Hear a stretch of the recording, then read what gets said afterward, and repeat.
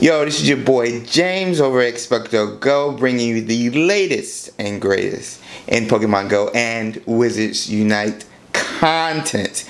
And today, we're here to actually talk about Niantic. They just got evaluated as a company for $4 billion and just raised, got a bunch of investments totaling in around like $245 million. What does this have to do with Wizards Unite? Actually, IVP got a sneak peek into the gameplay, which makes sense, especially if you're going to be investing into a company like Niantic. We're going to start with the interview from CNBC Tech Drivers portion of the program, where they interview CEO of Niantic, Hanke. He talks about the investors, IVP being the head of it and leading the way, but Axiomatic. Now, the reason I'm bringing them up, because you're like, what does Wizards Unite has to do with anything sporting events? The website, like I talked about in my previous video, tells everybody to keep an eye out for Muggle Stadium sports and events. And with the Broom teaser trailer, they could have some cool events, particularly pertaining to augmented reality. They could do a lot of things. They could have a make-believe world Quidditch Cup, you know what I'm saying? It's still something to think about pertaining to Niantic and what they could do with future Wizards Unite Community Day events, dare I say it, or Safari Zone events that they have worldwide in Pokemon Go.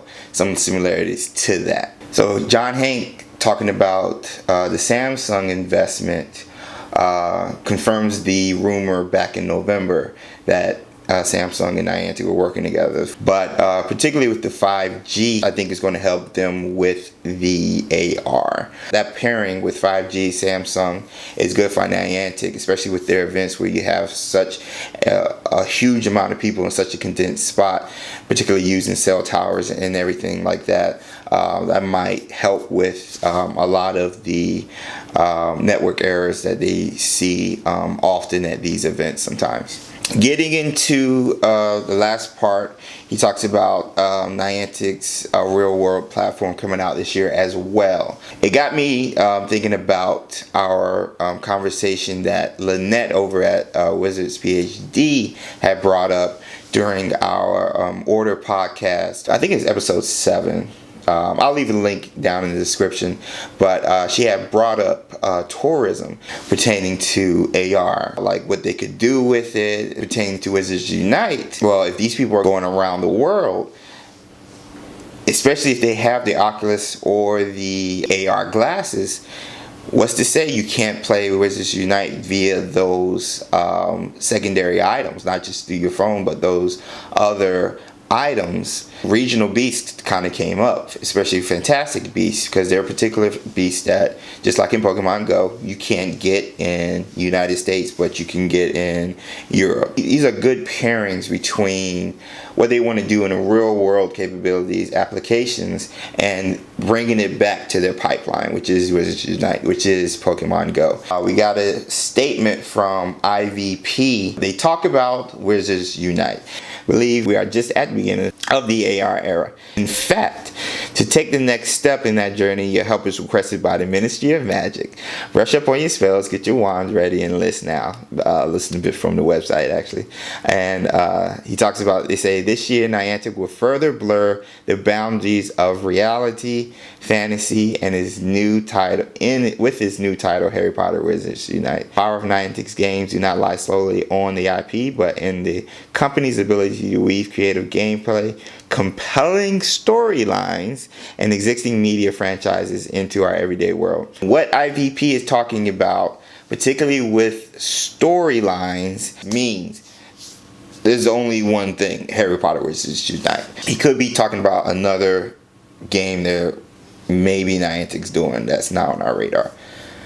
I doubt that. That's a big deal. That's a little nugget right there, particularly with the lack of information we've gotten so far. We didn't get a trailer. We didn't get a teaser trailer on Wizarding Wednesday, but news nonetheless, and confidence in what Niantic as a company is doing with these IPs, Pokemon Go and Harry Potter Wizards Unite. Seems like they're taking their time, and treating the IP with care. At least that's what I hope. I'm excited.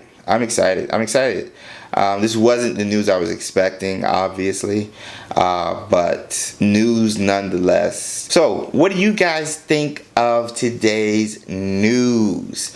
A lot to break down. Check out the articles and interviews for yourself, see if I missed anything. Check us out on other forms of social media. Instagram and Twitter, we post every day. In the words of Zealman Plays, we're back on Wizards Unite trailer watch. Day number 4 tomorrow. So, yeah, thanks for stopping by. And as always, until next time.